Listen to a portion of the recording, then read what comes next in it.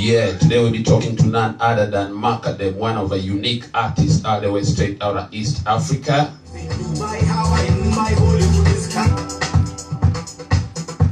Unique character, this fella, I'm telling you.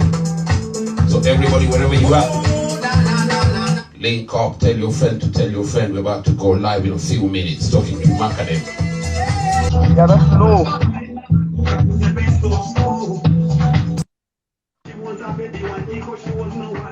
Hello. That's from the kitchen.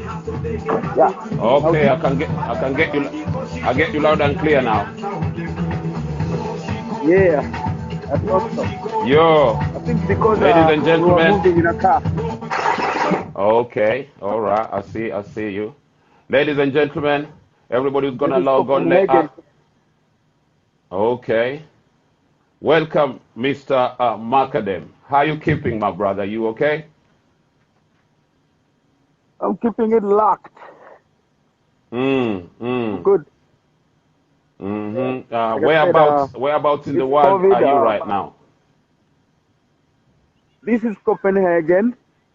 As you All can see, right. we just entered a park. This is called Parken, like the main park in the middle of Copenhagen city. And I've come with a Kenyan friend who was bringing me here. It's a side that diaspora like.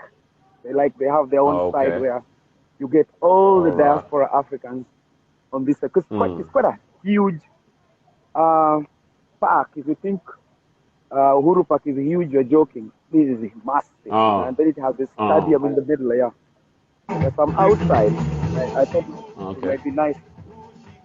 That's why you see I'm carrying a jacket and I have a pullover. Yeah, so I can give you a bit of, you can see. Right. I see people are chilling. Just come there. There's a lot of, how do you call it? Roasting of meat and a lot of beer and a lot of Guinness. Barbecues. And there's no Guinness in this Denmark, but the West Africans bring it. Apparently, just like Kenyans, Guinness is big in West Africa. Yeah. So. Okay, Mr. Macadam, welcome to the show, Candid Conversation. It's an honor, it's a privilege, and we thank you, Asante Sana. So, talk to us about. Obviously, you're an artist with a unique style. I'd like to think like that, with a unique style, right? And thank you, bro. How did we get here? Take us back, like your history, ulianzaje usanii, and what. Just give us a backstory. I started by default. Okay. Yeah, fact is, I started by default because I used to go and borrow my brother money in Mombasa. First time, second time, third time. That is in the mid-90s. So one time he said, "Why are you always borrowing me money? Why don't you just, can't you sing?" He said, "Can't you sing?" I told him, "Piece of cake, singing." And then he said, "You mean you can sing?" I said, "Piece of cake, try me." Because I used to sing in high school in Jammu. And so, on that note, he made a tape of old American music and old Kenyan music, the Malaikas and the Jambobwanas. Then he gave me a C60 cassette. He said, "Go learn this." That is cover, you know. He said, "Go learn this, and then you'll come back." And me, I was living in Ukunda, and he was living in Mombasa town. So even before I'd learned the song, my nephew comes calling and says, "Hey, uncle is calling you." So I go and he's sick, so they need a replacement.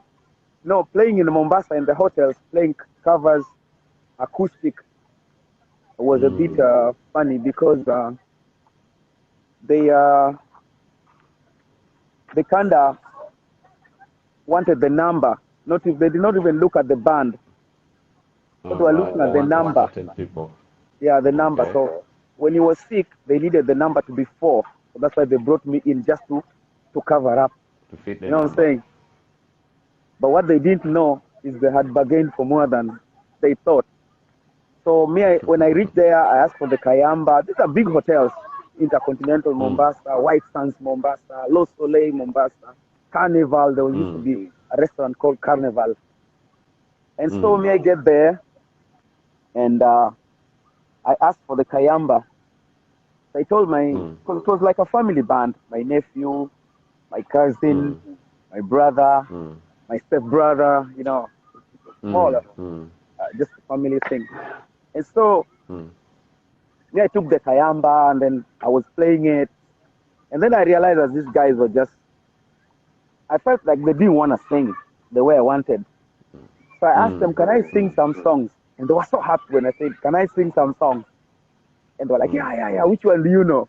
Because the guys were good guitarists. If I say, they'll just change the key.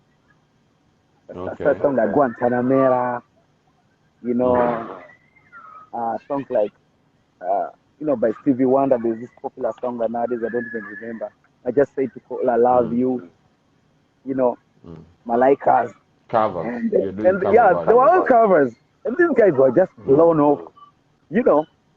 And yeah, so we went for, in one day, one night, we'll do like 3 hotels, you know.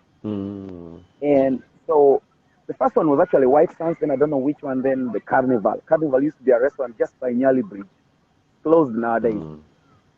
And so we did for 3 days, and I went back, okay. Then after a few days, my nephew comes calling me again, say, Uncle is calling you. So I go with him. Ukunda is like 35 kilometers from Mombasa. So I go, and then my brother is like, what did you do? I tell my brother, what did I do? So I'm even scared. I'm like trying to think of what did I do that probably the hotels are angry with. And so You're not sure. But I'm not sure, but I know I did nothing.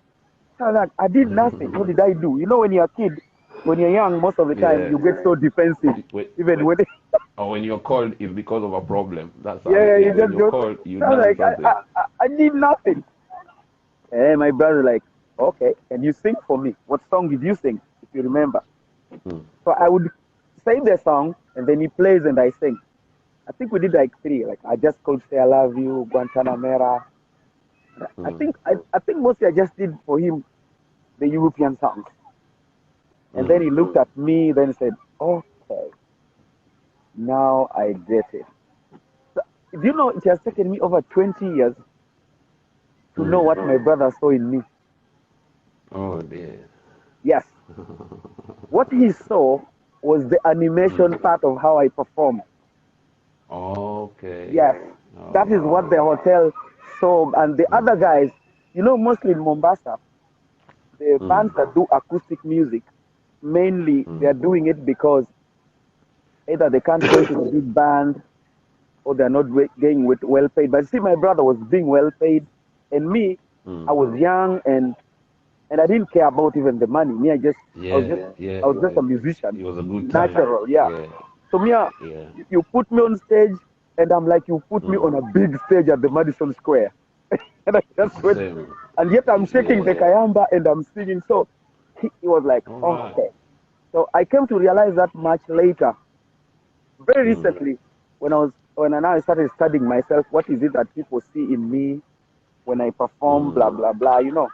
Then I said, oh, this is what my brother, because he never told me what. He just said, okay, I get it. And then he was like, now you have to work with us. And me, I didn't want, because I was still a tour guide back then. And I didn't even think I wanted to be a musician. Although in high school, I used to sing, I used to rap, you know. Okay. So that's. So now, as now I started working with them, I started writing my own song. But you know, one funny thing is, what I wrote were songs like now that Mogithi Kona Kona. They were very Bengarized songs. Gumba, Benga in Luo. My target was the Luo. And I called them Anglo Ohangla, Anglo Benga. I had that name and I used to say my music is Anglo Benga or Anglo Ohangla. The reason I was using Anglo is because they were Africanized English. You see, that's why I call them Anglos. And so you have a background. Yeah, that's how I started. My compositions were totally Anglo. They were totally Benga and Luo Rumba. That was my target. And because I had a lot of influence of singing songs from Harry Belafonte, you know, Caribbean soca, calypso. I was doing a lot of that, you know.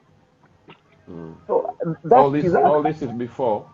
All Just this is before. before you That's recorded 90s. recorded any song. I've just started. Yeah. I've not recorded, I've not even but now I'm starting to think of writing my own songs, and I'm going like Luo music. That's what I was thinking. You know. Now, Right. then as we performed, I started meeting people, and all these people are like, "Do you know Hardstone? Do you know Sync Sound?" Like this guy, he even gave me money to go to Nairobi at some point. But they are the ones now started tuning me towards thinking of what we call now this modern pop, you know, like dance hall, R&B, raga. So now they started taking me towards that place, and then Hardstone came into play. Then I said, okay, if this guy can do what Jamaicans do, I can do it. That's why my first songs were dance halls, like Mr. Lololova. Okay. So that's why that's now where, and then it was this there were some soldiers that came in late 90s from South Africa. So they were at Indiana Beach, Bamburi. So after performing to them, they called me the next day and then said, now today you have to play for us your own music. And then I told them, I don't have my own music. They were like, no way, we can't invite you to South Africa to come and sing these covers, because any good musician in South Africa can do a good cover. So you better have yours if you ever want to get out of this country. That's what they told me. I was so frustrated. So that's kinda, because me at that time, that pushed you now. No, at that time I was frustrated. I just felt bad. I felt like they didn't appreciate me. They want me to write my own music, you know.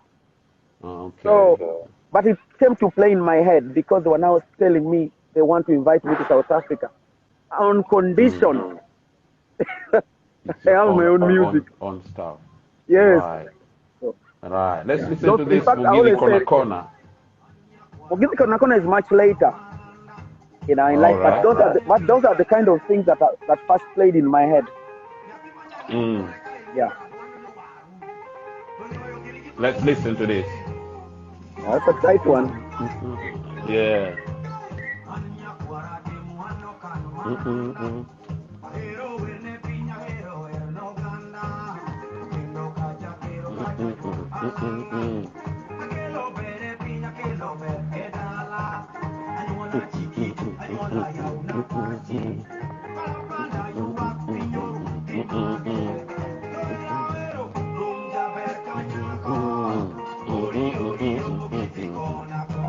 What?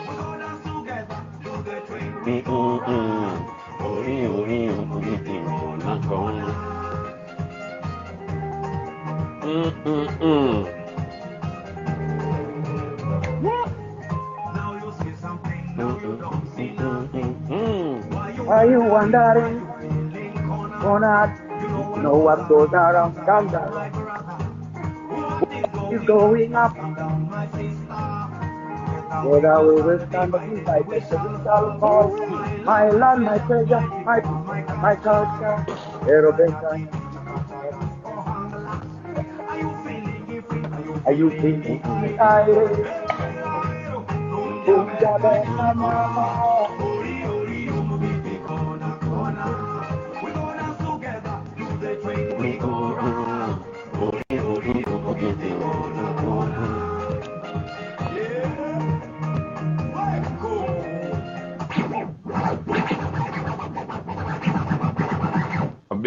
A big tune.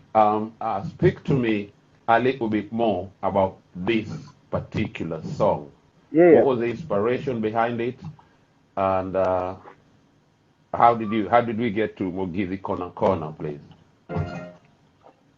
You know, I've always, from the time I began music in Mombasa, I realized I had the power to remix other artists' songs. I always call myself some kind of a busy signal. I'm good at it. If I take your song and I want to do it, you better run. You vibe it different. You better run because I'll make you look bad. So, it was 2008, just after the post-election violence, and artists had this pressure of doing a peace song because the country is volatile. you know. So this idea pops up after I'd heard Salim Jr.'s version of the song called Tiga Kumute by JB Minor, which is the original of this song. Tiga Kumute by JB Minor. But me, I never heard Tiga Kumute by JB Minor. What I heard was Salim Jr.'s version, which this is why I call it Mogizi. Because JB Minor's is Benga. Salim Jr.'s, they're the ones who got it to Mogizi.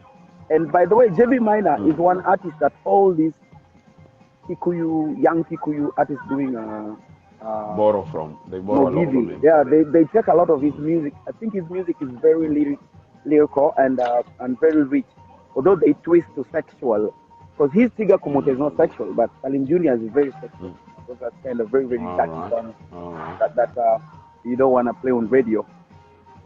So I hear this song, and my mind gives me totally a different idea of bridging the gap between the Kikuyu and the Luo, who at that time are looking at themselves like they really hate each other, and yet they don't. So they pretend they really hate each other. So me, I'm like, I don't think it's a clever thing to make a peace song. I thought it's probably better to take a song from the Kikuyu, because he's a Maluo, take a song from the Kikuyu, do it in a Luonized way, and so you're killing two birds with one stone. This is 2008. So that's how I rewrote this song, using his melody. 2008. 2008. All right. Yes, using his melody, but my own lyrics. Writing skill. Yeah, so you see, like, really goes. Da da da da da. I went exactly like that. Da da da da da da da da da da. You see, but him and me, we have totally two different stories. So after writing it, we're doing like this. Sorry, there was a bit of static over there. You know, the network and thingy. You're saying how you fuse the thing. And let me just highlight to anybody that don't know this. Mogizi is a style, is a different style of music. Like, and I always highlight on this thing, like people that think about Africa in just one dimension musically, they don't know there are very, very many subgenres of music, and the way they are approached, the way they are done, the way they are understood is very totally different. Yeah, we're still all in the same country, but like you say, Mogizi is like predominantly an urban thing for a certain sub-tribe. And then you did more than just fusing the words.